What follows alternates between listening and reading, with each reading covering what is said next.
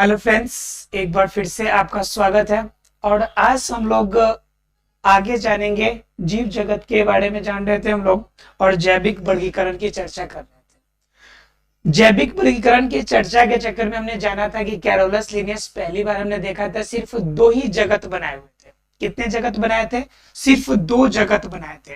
एक आपका पादप जगत था, तो दूसरा क्या था हमारा? एनिमिलिया अर्थात की जीव जगत। 2 पार्ट में बांटा था। लेकिन इसके बाद हमने जाना था कि इसके बाद आरएच टेकर ने क्या किया था? आरएच टेकर ने इसी 2 भाग को और ज्यादा विकसित फॉर्म देकर इन्होंने 5 भागों में बांट दिया था। एक तो मोनेरा था, दूसरा आपका क्या था? प्रोटिस्टा था, तीसरा क्या था हमारा? फंजाई था, चौथा क्या था आपका? एनिमिलिया था,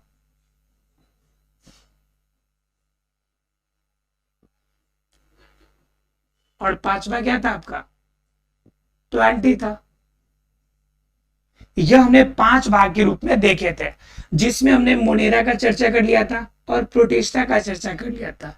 इस दोनों के अंदर हमने देखा था कि सिर्फ एक कोशिकीय जीवित होते हैं, एक कोशिका वाले जीव इनमें शामिल होते हैं, और कुछ में कोशिका भित्ति पाई जाती है, कुछ में नहीं पाई जाती है। खास तौर से हमने देखा था कि इसको में जो जीव होंगे वो प्रोकैरियोटिक अवस्था में होते हैं, प्रोकैरियोटिक होते थे। और आपका क्या था यहाँ पे? जो एक कोशिकीय प्रोटिस्टा वाले थे, इसमें आपका यूकैरियोटिक था। इनमें हमने डिटेल में पिछले क्लास में जान लिए थे हम लोग। इसके बारे में अगर नहीं देखे तो आप पिछला क्लास देख सकते हैं फ्रेंड्स। अब हम लोग जानेंगे आज फंजाई के बारे में, यानी कि 3rd पार्ट के बारे में, कि तीसरे पार्ट में इन्होंने किस प्रकार के जीवों को शामिल रखा था। अभी तक हमने देखा गया था कि अभी सिर्फ एक कोशिकीय जीवों को हमने बांटा था। अब क्या था कि यहाँ पे जो फंजाई होंगे, फंजाई के अंदर दोनों प्रकार के जीव होंगे। कुछ जीव ऐसे होंगे जो सिर्फ एक ही कोशिका वाले होंगे, और कुछ ऐसे भी जीव होंगे जो क्या होंगे? बहुकोशिकीय होंगे, यानी कि बहुत सारी कोशिका वाले। एक कोशिका वाले जीवों के अंदर आपका ईस्ट आ जाएगा, एक क्या आएंगे? ईस्ट आएंगे।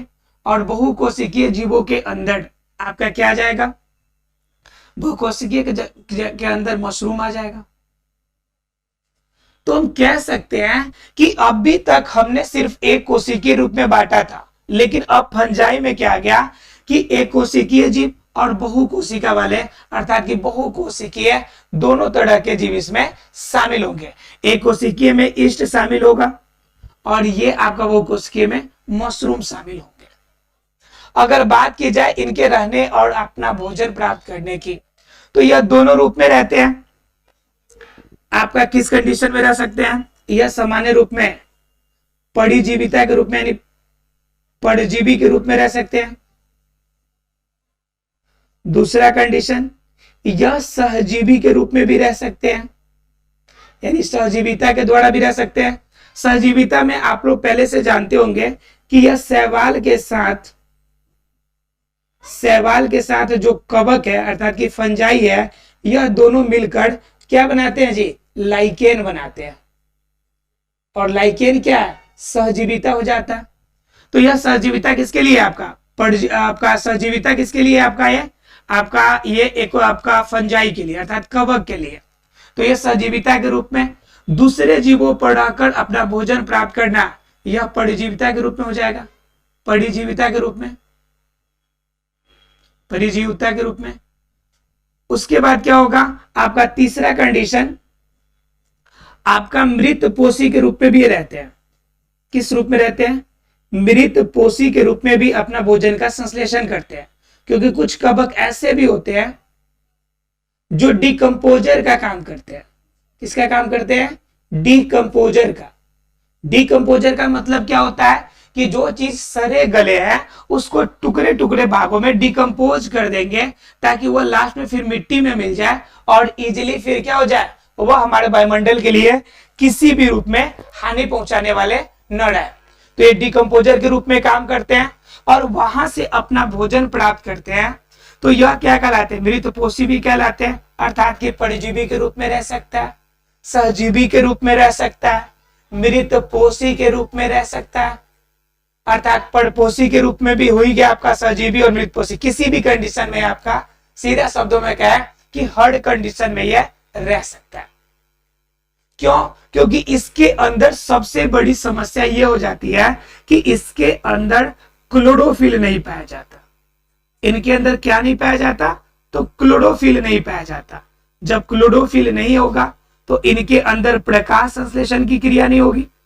प्रकाश संश्लेषण की क्रिया नहीं होगी तो उस कंडीशन में क्या होगा कि यह प्रकाश संश्लेषण की क्रिया नहीं होगी, और जब प्रकाश संश्लेषण की क्रिया इनके अंदर होगी ही नहीं तो कंफर्म है कि यह स्वपोषी वाला कार्य नहीं कर पाएगा, अपना भोजन खुद से नहीं बनाएगा।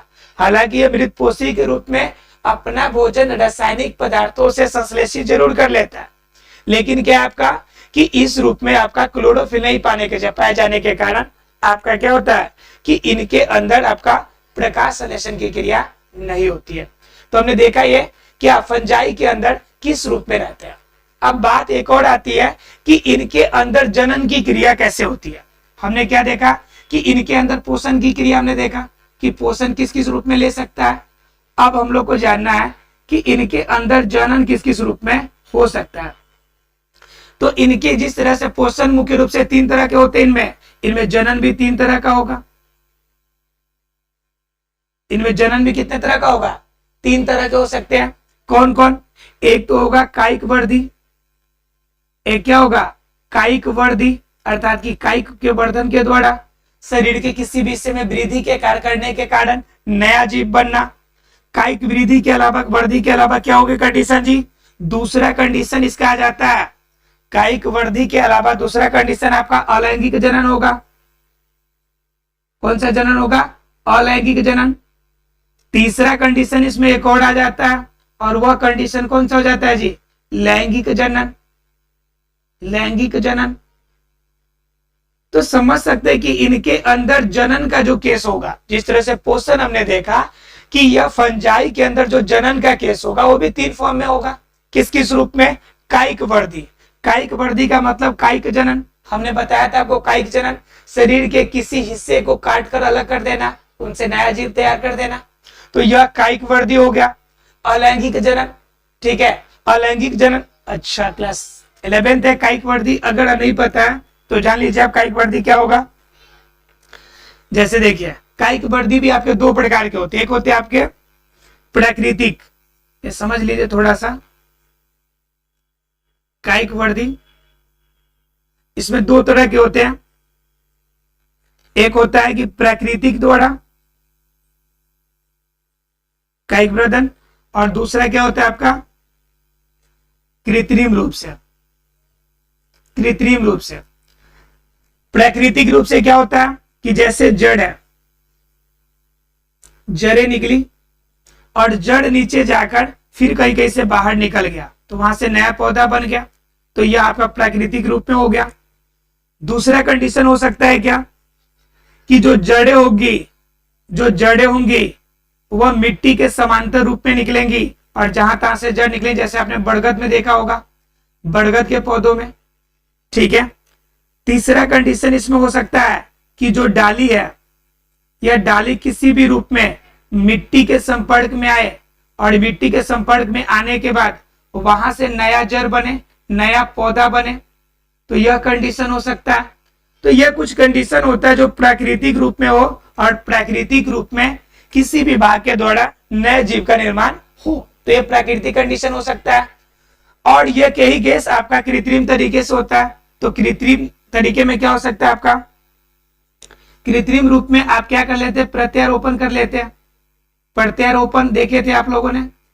प्रत्यारोपण जानते हैं आप लोग? जैसे आप लोग क्या करते हैं, एक जगह पे आप फसल लगाए, जैसे आप धान की लगाते हैं तो एक जगह बीज लगाते हैं, फिर उसको लेकर दूसरे जगह ले जाकर आप क्या करते हैं, उसे लगा देते हैं, तो यह प्रत्यारोपण हो गया। दूसरा मेथड इसमें आप क्या लगा सकते हैं जी? दाब लगा सकते हैं। दाब लगाना, दाब लगाने का मतलब समझते हैं आप लोग कि डाली में किसी पेड़ की, जैसे गुलाब का पौधा है, जैसे मान लीजिए ये गुलाब का पौधा है और ये गुलाब की ये डाली है। अब डाली के किसी भाग में हमने क्या कर दिया, सिर्फ ऊपर वाले भाग को हटाकर इस पर हमने क्या कर दिया, मिट्टी बांध दिया। क्या बांध दिया, मिट्टी बांध दिया। और ये जब मिट्टी बांध दिया और इस पे थोड़ा थोड़ा हमने नमी के रूप के लिए पानी दे दिया हमने। अब धीरे धीरे क्या होगा कि यहाँ से जो विकसित होने वो शुरू हो जाएंगे इसके जड़ें। अब जड़ें जब विकसित होंगे तो हम क्या करेंगे, यहाँ से इसको काट देंगे और इसे क्या करेंगे, नए पौधे के रूप में कहीं पे ले जाके हम लोग लगा सकते हैं। तो यहाँ से हमें क्या मिल जाएगा, नया पौधा प्राप्त होगा। तो ये क्या हो गया हमारा, यह भी एक प्रकार का कायिक प्रवर्धन ही है, लेकिन हम इसे कृत्रिम तरीके से हम खुद से कर रहे हैं, इसलिए कृत्रिम मेथड के अंतर्गत आएगा, अर्थात दाब लगाना। तीसरा कंडीशन हम क्या कर सकते हैं, कलम लगाना। कलम लगाना, कलम लगाना में आपने देखा होगा क्या कि जो आप आम या लीची या किसी भी फल के आप क्या करते हैं, आप फल को आप लेकर कहीं से पौधे खरीद के लाते हैं और उससे लगाते हैं, तो कलम के रूप में तो मिलता है। तो ये हो गया आपके कलम लगाना। तो इस तरह से कायिक वृद्धि होते हैं। तो यह कायिक वृद्धि की क्रिया किसमें होगी, यह फंजाई के अंदर होगी। और अलैंगिक जनन की क्रिया क्या होगी कि इसके अंदर अलैंगिक जनन की क्रिया भी होती है। तो अलैंगिक जनन की क्रिया क्या होती है, जिसमें मेल और फीमेल एक ही में हो, अर्थात कि सामान्य रूप से वैसे जीव जो द्विलिंगी हो, यानी एक ही जीव के अंदर दो लिंग हो, अर्थात कि द्विलिंगी हो। और ये जब दो ही लिंगी जीव होंगे तो इनसे आपका नया जीव जो बनेगा, एक से दो बनेंगे, फिर दो से कितने बन जाएंगे, चार बनेंगे। तो इस प्रकार की जो जनन की क्रिया है इसे हम लोग कहते हैं अलैंगिक जनन की क्रिया। इसमें विखंडन आता है, द्विखंडन होता है, मुकुलन होता है। ठीक है, आपने पढ़ा होगा पिछले क्लास में, 10th में आपने थोड़ा बहुत इसके बारे में पढ़ा होगा। ठीक है, तो ये अलैंगिक जनन की क्रिया होती है। और तीसरा कंडीशन होता है लैंगिक जनन। यह जीव की बात है, सॉरी आपका फंजाई की बात है, पौधे की बात है। तो लैंगिक जनन की क्रिया सामान्य रूप से किस रूप में होती है, इसके पुष्प के माध्यम से जनरली आपकी जो लैंगिक जनन की क्रिया होती है। लेकिन इसके अंदर जो जनन की क्रिया होती है वो मुख्य रूप से 3 स्तर में होती है। कितने स्तर में होती है, 3 स्तर में इनके अंदर जनन की क्रिया होती है। पहला कंडीशन क्या होता है कि इनके अंदर जो युग्मक होंगे, इनके अंदर पहला कंडीशन जो होगा, जो युग्मक होगा, इसको ऊपर ही लिख देते हैं हम। देखिए इसके अंदर जो लैंगिक जनन की क्रिया होगी, यह लैंगिक जनन की क्रिया आपकी फिर क्या होगी, 3 कंडीशन में होगी। एक तो क्या होगा आपका कि इनके अंदर जो युग्मक होंगे वो प्लाज्मा के फॉर्म में रहेंगे, यह दोनों प्लाज्मा के फॉर्म में रहेंगे। और इनके दोनों प्लाज्मा के फॉर्म में जब आपका युग्मक का संलयन होगा तो इससे हम लोग कहते हैं प्लाज्मोगैमी।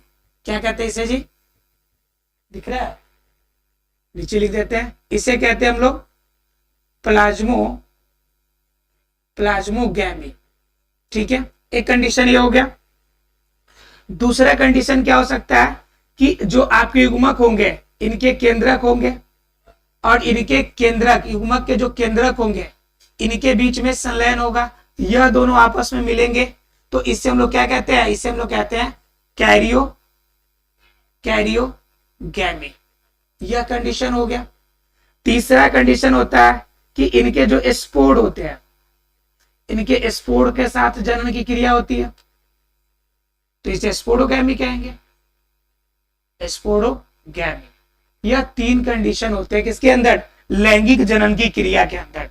यानी कि फंजाई के बारे में आपको समझना है तो सीधे शब्दों में 3 का आपका क्या कर लीजिए, टेबल याद कर लीजिए, 3 का पैरा याद कर लीजिए। क्यों, क्योंकि इसके अंदर पोषण के मुख्य रूप से 3 मेथड हो जाएंगे, परजीवी, सहजीवी, आपका मृतपोषी, सभी इसके अंदर आ जाएंगे। इसमें क्या होगा, परजीविता का मतलब होगा दूसरे जीव पर रहना और उनसे आश्रय भी प्राप्त करना और सिर्फ अपना ही फायदा लेना, तो परजीविता के अंदर आएगा। सहजीविता के अंदर क्या होता है कि एक ऐसा आपका संयोग बनाना जिसमें दोनों को हेल्प हो, जैसे आपका लाइकेन है। तो लाइकेन के अंदर क्या होता है कि शैवाल के अंदर अपनी पास अपनी जड़ें होती है, माफ कीजिएगा, आपका कवक के पास क्या होती है, अपनी जड़ें होती है।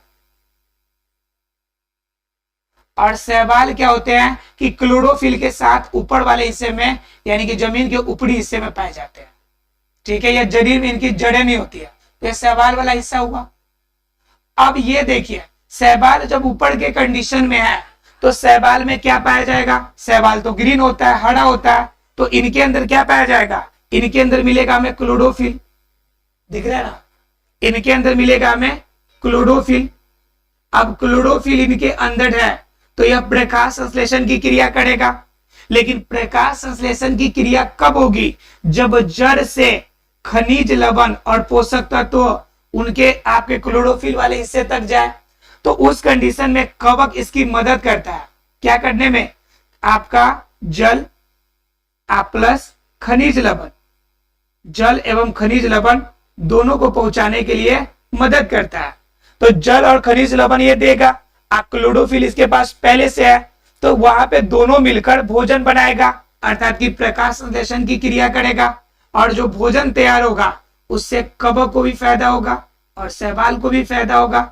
जब इन दोनों को फायदा होगा तो इस कंडीशन में यह जो आपका संबंध होगा, इससे हम लोग क्या कहेंगे, सहजीविता कहेंगे। क्या कहेंगे इसे, सहजीविता, यानी कि सहजीवी अर्थात आपका परजीवी दूसरे जीव पर डालकर अपना पोषण प्राप्त करेगा। दूसरा कंडीशन सहजीवी अर्थात जिसमें शैवाल और कवक है और ये लाइकेन बनाएगा, ठीक है, और इस कंडीशन में सहजीविता के द्वारा अपना भोजन प्राप्त करेगा। तीसरा कंडीशन मृत पोषी है, हमने बताया कि सड़े गले चीजों पर रहकर अपना पोषण प्राप्त करेगा, ठीक है। और इसमें एक और कंडीशन बताया हमने, ईस्ट और मशरूम, यानी कि एक कोशिकीय रूप में और बहुकोशिकीय दोनों रूप में ये रह सकता है। तो ऐसा कुछ नहीं है कि आप माइंड सेटअप कर ले कि हमेशा यह एक कोशिकीय ही होगा या हमेशा यह बहुकोशिकीय ही होगा, ठीक है। उसके बाद क्या होता है, तीसरा कंडीशन आपका क्या होता है, इसके अंदर जनन की क्रिया। जनन की क्रिया तीन रूप से, कायिक वृद्धि के द्वारा, अर्थात कायिक वृद्धि का मतलब हमने बताया आपको प्राकृतिक और कृत्रिम दोनों रूप में हो सकते हैं। जड़े के द्वारा आपका समांतर रूप में, और जड़ नीचे जाकर नया पौधा प्राप्त करे, किसी भी रूप में प्राप्त हो तो यह हो सकता है। डाली के द्वारा, यानी कि पेड़ की डालियों से आपका मिट्टी में किसी संपर्क में आए और नया पौधा तैयार हो, ये भी कायिक वृद्धि का पार्ट हो गया। उसके बाद कृत्रिम तरीके हमने बताया, प्रत्यारोपण, क्या दूसरे जगह ले जाकर लगाना, दाब लगाना, मतलब किसी भी पौधे के डाली में आप बांध देना मिट्टी और वहां से नया पौधा प्राप्त करना, कलम लगाना, इस रूप में हमने देखा क्या कायिक वृद्धि के द्वारा भी होता है। दूसरा कंडीशन इसका था अलैंगिक जनन। अलैंगिक जनन में हमने चर्चा किया क्या, कि ये जीव जो होते हैं द्विलिंगी होते हैं। तो द्विलिंगी कब द्विलिंगी होंगे, तभी इनके अंदर अलैंगिक जनन की क्रिया होगी। अलैंगिक जनन की क्रिया में क्या होंगे, एक जीव आपका विखंडित होकर दो बनाएंगे, दो से चार बनाएंगे, ठीक है। ये सामान्य तौर से अलैंगिक जनन की जिस रूप में यह आपका प्रदर्शन करता है उससे हम लोग कहते हैं बीजाणु जनन। कभी कभी एग्जाम में पूछ देता है कि मुख्य रूप से जो कवक होते हैं वह किस प्रकार की अलैंगिक जनन की क्रिया करते हैं, तो इसे याद रखिएगा कि बीजाणु जनन के द्वारा यह करते हैं। उसके बाद आता है आपका लैंगिक जनन। लैंगिक जनन सामान्य रूप से पौधों के अंदर पुष्प के माध्यम से होता है, लेकिन इसके अंदर तीन कंडीशन में लैंगिक जनन की क्रिया होती है। इसके अंदर जब युग्मक के प्लाज्मा, क्योंकि लैंगिक जनन की क्रिया ऐसी क्रिया होती है जिसमें दो अलग अलग युग्मक एक साथ मिलकर एक युग्मनज बनाते हैं, और इस युग्मनज से क्या बनता है, एक नया पौधा तैयार होता है। तो इस कंडीशन में मान लीजिए कि यह आपका नर युग्मक, यानी कि नर का आपका क्या है, आपका प्लाज्मा है, और यहाँ पे आपका क्या है, मादा युग्मक का है। अब इस कंडीशन में क्या होंगे, दोनों जब आपस में मिलेंगे तो यह कंडीशन आपका एक नया आपका जीव बनेगा, नया युग्मनज तैयार होगा। तो यह आपकी तैयार होने का जो मेथड है इसे हम कहते हैं प्लाज्मोगैमी। क्या कहते हैं इसे, प्लाज्मोगैमी, क्योंकि प्लाज्मा के संलयन के कारण से हुआ है। दूसरा कंडीशन इसमें होगा कि इसके जब केंद्रक सिर्फ रहेंगे युग्मक के, और यह जब संलयित होंगे और इससे जब नया पौधा तैयार होगा तो वह क्रिया क्या कहलाएगी, कैरियोगैमी। उसके बाद स्पोर के द्वारा होगा तो स्पोरोगैमी। तो इस तरह से हमने तीन क्या देखे, लैंगिक जनन की कंडीशन देखे। तो अभी तक हमने देख लिया ये। अब क्या होते हैं कि फंजाई जो होंगे वो अभी मुख्य रूप से चार तरह के होते हैं। अभी तक हमने तीन तीन का देखा था। अब देखेंगे इसके अंदर कि फंजाई जो होंगे वह चार तरह के होंगे, और चारों में क्या क्या होता है उनके बारे में हम लोग जानने की कोशिश करेंगे। इसे थोड़ा मिटा देते हैं ताकि समझने में आपको क्या होगा, आसानी होगा थोड़ा। अब इसमें हम लोग जानेंगे थोड़ा सा क्या, किसके बारे में चर्चा करेंगे कि इसके अंदर कितने प्रकार, चार प्रकार के कौन कौन से होते हैं, और चारों के अंदर क्या क्या गुण पाए जाते हैं, और किस रूप में अपना पोषण, जनन या जो कुछ भी क्रिया है, सभी क्रिया कौन कौन सी इसके अंदर होती है। ठीक है, तो एक नंबर जानना है फाइको माइसिटिस, दूसरी एस्कियोमाइसिटिस,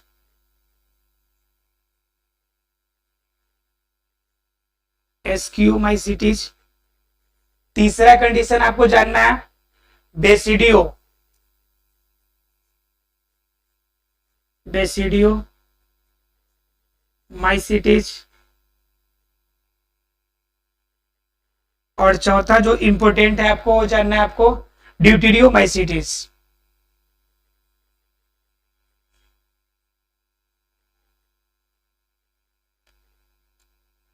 ड्यूटेरियोमाइसिटिस, ये चार कंडीशन हो गया, फाइकोमाइसिटिस, एस्कियोमाइसिटिस, ड्यूटेरियोमाइसिटिस, ये चार कंडीशन हो गया। और चारों के कंडीशन में हम लोग जानेंगे कि इसके अंदर कौन कौन सी जनन की क्रिया होती है और किस रूप में आपका होती है। ठीक है, तो पहले हम लोग जानेंगे फाइकोमाइसिटिस के बारे में। तो फाइकोमाइसिटिस के अंदर अगर बात करें तो इनके अंदर अलैंगिक जनन की क्रिया की बात करें कि अलैंगिक जनन की क्रिया होती है कि नहीं, तो इसके अंदर जो होती है वो बीजाणु जनन के द्वारा होती है। किसके द्वारा होती है? बीजाणु जनन के द्वारा होती है, जिससे हम लोग इंग्लिश में कहेंगे एस्पोरोजेनेसिस। याद रखिएगा कि कभी कभी एग्जाम जो होगा एस्पोरोजेनेसिस यानी कि इंग्लिश वर्ड भी दे देंगे, तो उस कंडीशन में ये कंफ्यूज नहीं होना है कि अलैंगिक जनन की क्रिया होती भी है या फिर नहीं होती है। ठीक है, उसके बाद तीसरा जो है, इसके अंदर कोनिडिया वैसे आपकी जनन की क्रिया होती है, लेकिन बेसिडियोमाइसिटिस में लगभग न के बराबर होती ही नहीं है। सीधा कह सकते हैं लगभग होती ही नहीं है, इसके अंदर लगभग नहीं होती है। लेकिन ड्यूटेरियोमाइसिटिस के अंदर भी आपकी जो होगी वो जनन की क्रिया किसके द्वारा होगी? कोनिडिया के माध्यम से ही होती है। किसके माध्यम से? कोनिडिया के माध्यम से होती है। तो हमने देखा किसके बारे में कि यह चार प्रकार के फाइकोमाइसिटिस, एस्कियोमाइसिटिस और बेसिडियोमाइसिटिस, ये हमने देखा कि इसके अंदर अलैंगिक जनन की क्रिया जो होगी वह आपकी बीजाणु जनन के द्वारा होगी। एस्कियोमाइसिटिस और ड्यूटेरियोमाइसिटिस ये दोनों में कोनिडिया के माध्यम से, और बेसिडियोमाइसिटिस में तो होता ही नहीं। ठीक है, इसके बाद के कंडीशन को हम लोग देखेंगे। एक मिनट,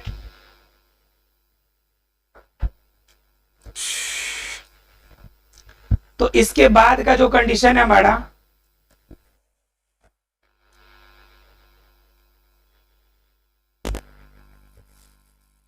इसके बाद का जो कंडीशन है ये देखिए, तो ये आपका ड्यूटेरियोमाइसिटिस हो गया, और ये इसमें क्या होगा कि बीजाणु जनन द्वारा, और इन दोनों में कोनिडिया के द्वारा। दो कंडीशन है। और आपका बेसिडियोमाइसिटिस जो होगा उनके अंदर अलैंगिक जनन की क्रिया होती ही नहीं है। ठीक है, अब बात कर लेंगे हम लोग इसके बारे में, लैंगिक जनन के क्रिया के बारे में। ठीक है,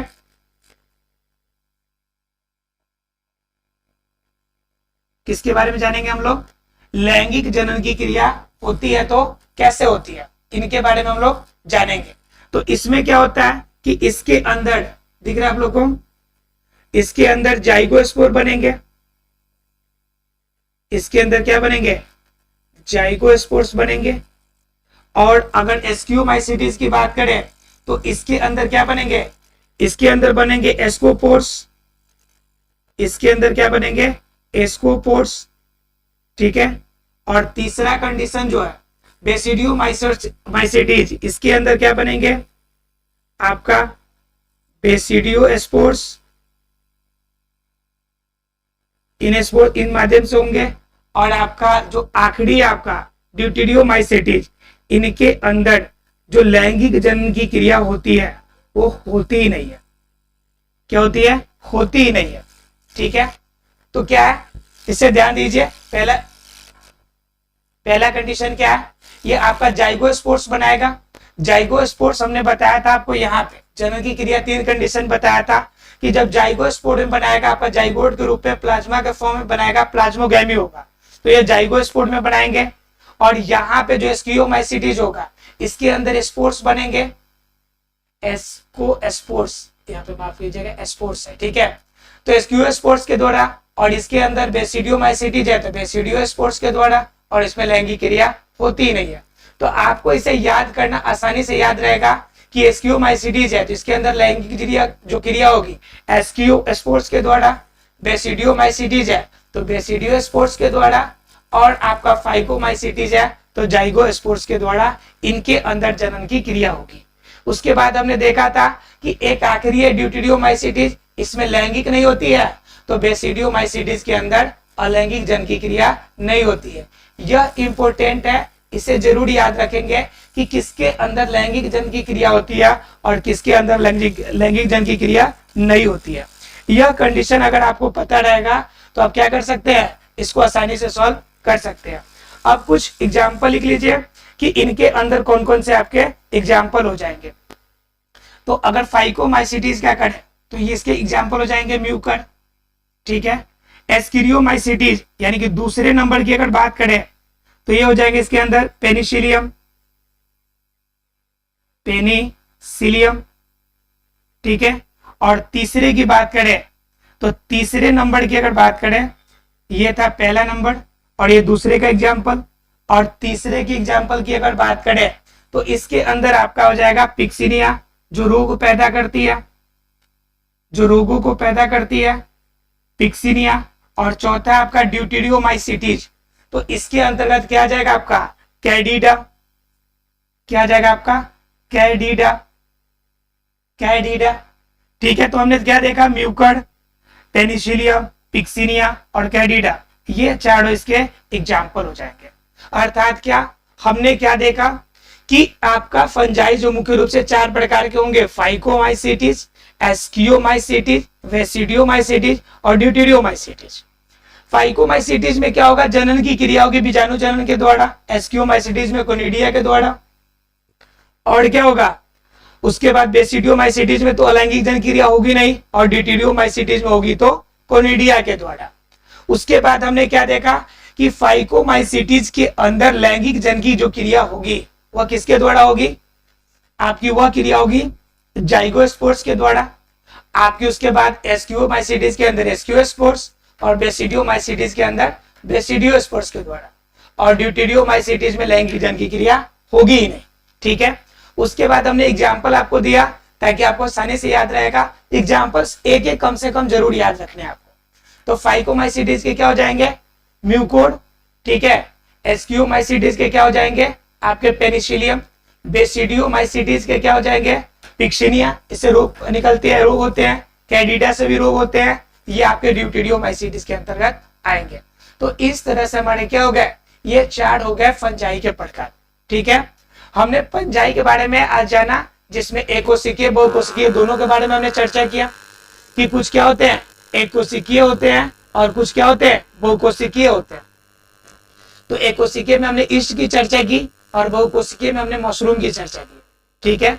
उसके बाद हमने पोषण की बात किया, तो पोषण हमने देखा कि इनके अंदर भी 3 तरह की पोषण की व्यवस्था होती है, एक परजीवी के द्वारा यानी परजीविता के द्वारा, सहजीवी यानी आपका क्या होगा शैवाल और कवक की तरह लाइकेन बना रहा है, इस तरह से सहजीवी के रूप में यह क्या करता है अपना पोषण प्राप्त करता है। तीसरा कंडीशन है मृत पोषी के रूप में, इसमें क्या होता है कि जो कवक होते हैं आपका नली क्या होते हैं डिकम्पोजर के रूप में काम करते हैं और मृत जीवों से अपना पोषण प्राप्त करने की कोशिश करते हैं। तो ये कंडीशन हमने देखा। उसके बाद जनन की क्रिया 3 तरह की, कायिक, वर्धी, अलैंगिक और लैंगिक जनन की क्रिया। लैंगिक जनन में हमने 3 बताया आपको, प्लाज्मोगैमी, कैरियोगैमी, ठीक है। उसके बाद क्या आपका स्पोरोगैमी।